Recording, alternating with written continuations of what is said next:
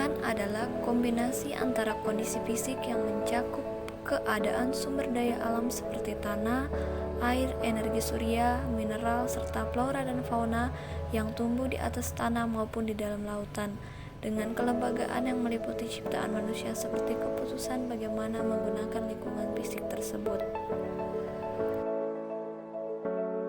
Pencemaran lingkungan adalah masuk atau dimasukkannya makhluk hidup, zat, energi, atau komponen lain ke dalam lingkungan atau berubahnya tatanan lingkungan akibat kegiatan manusia atau proses alam. Pencemaran terbagi menjadi tiga. Yang pertama pencemaran udara, yang kedua pencemaran tanah, dan yang ketiga pencemaran air. Kita akan membahas tentang pencemaran lingkungan yang pertama, yaitu pencemaran udara. Pencemaran udara adalah kehadiran satu atau lebih substansi fisik, kimia, atau biologi di atmosfer dalam jumlah yang dapat membahayakan kesehatan manusia, hewan, dan tumbuhan.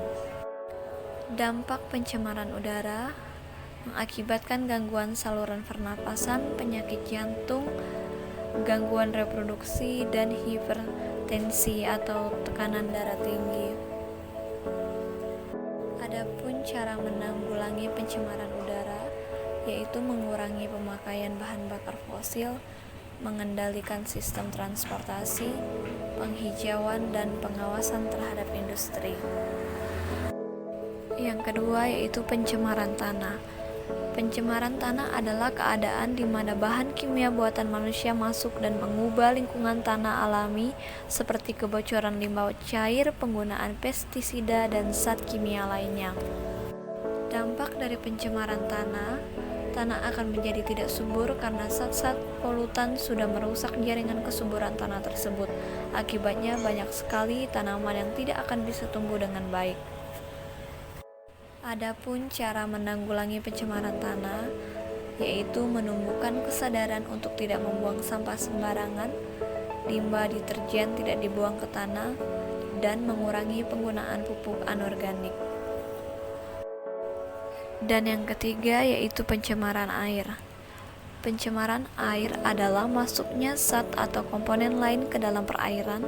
Hal ini juga merupakan masalah global utama yang membutuhkan evaluasi dan revisi kebijakan sumber daya air pada semua tingkat. Dampak dari pencemaran air yaitu timbulnya banjir, erosi, kekurangan sumber air, tanah longsor, serta kerugian untuk nelayan, petani sayuran, dan masyarakat yang tinggal dekat pesisir sungai.